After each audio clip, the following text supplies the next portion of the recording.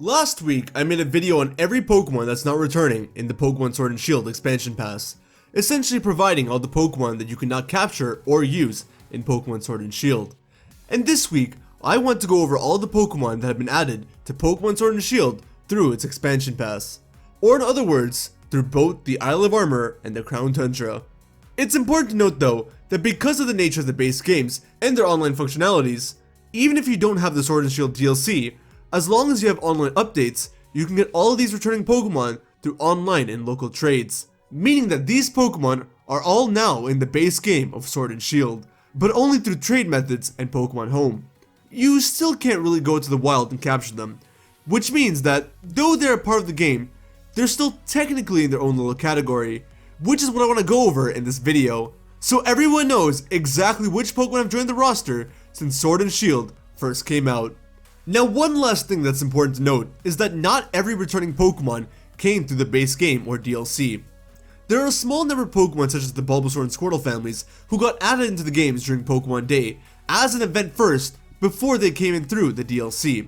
So if you don't see every Pokemon on this list immediately, this is probably why, but we'll quickly mention those Pokemon in the end.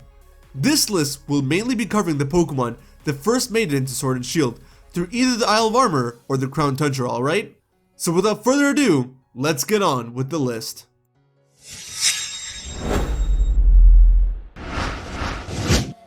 We'll start off the list by talking about all of the returning Pokemon from the Isle of Armor, and then we'll tackle the Crown Tundra.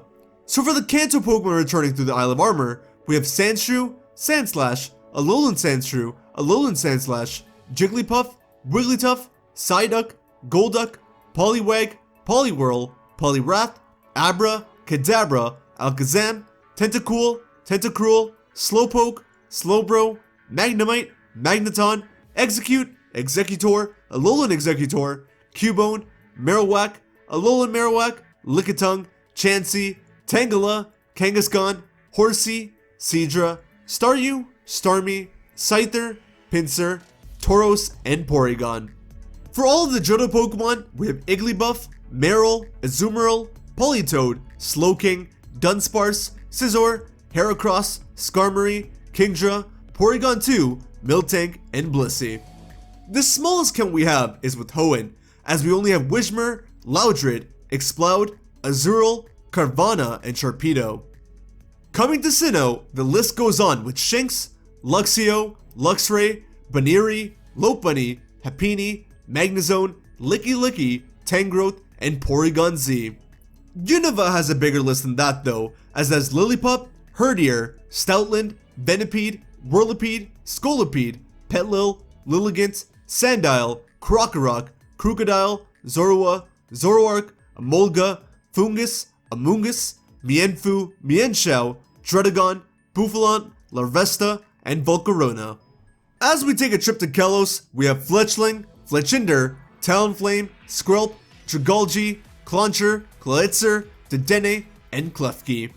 And of course, we can't forget about our vacation in Alola, with Sandygast, Palossand, Rockruff, Lycanroc, Comfey, Formantis, Lurantis, and Magearna.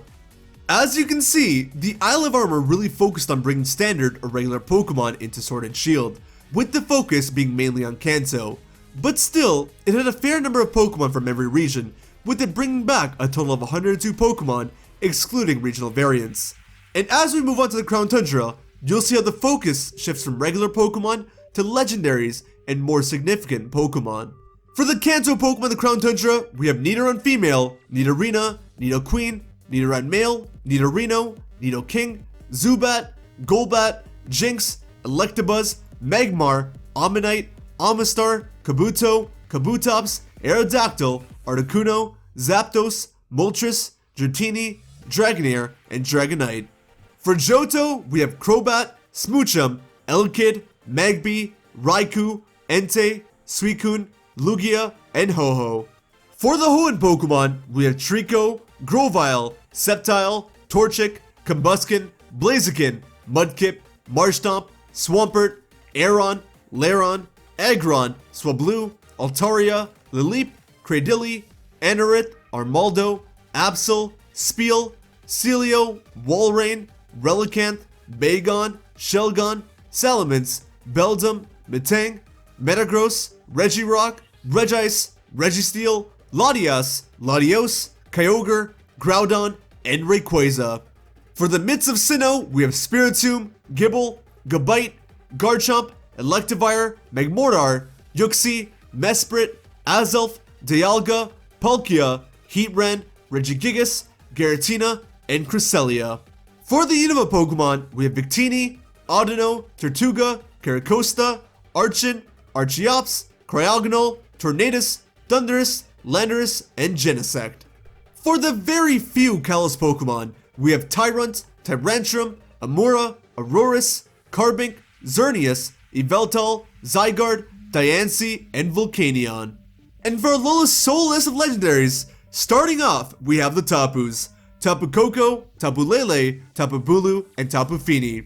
And along with them, we have all the UBs, that being Nihilego, Buzzwole, Pheromosa, Xurkitree, Celesteela, Kartana, Guzzlord, Poipole, Naganadel, Stakataka, and Blacephalon. As you can see, there's a drastic difference in the kind of Pokemon that were added to the games with both sets of DLC.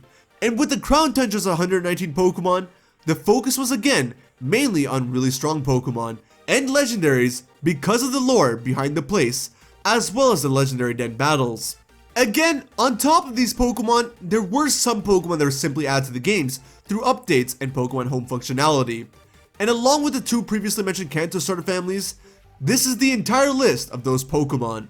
But besides the Isle of Armor, the Crown Tundra, and this small group of Pokemon that came through updates, every other Pokemon that you can get in Sword and Shield appears in the base game roster.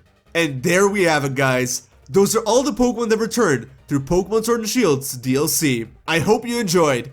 If you want to know which Pokemon aren't returning, then be sure to check out my video from last week, where we cover just that. Thanks for watching, guys. I hope you enjoyed. Be sure to hit punch the like or dislike button. Let me know how you feel. Comment down below your thoughts and opinions. What do you think about the Pokemon that returned in Sword and Shield? And which one were you most happy with returning? Let me know. Share the video around with a friend. And finally, subscribe to the little bell icon if you want to stay up to date with all my content. Take care of yourselves, have a wonderful day, and I will see you guys over in the next video, alright? Later.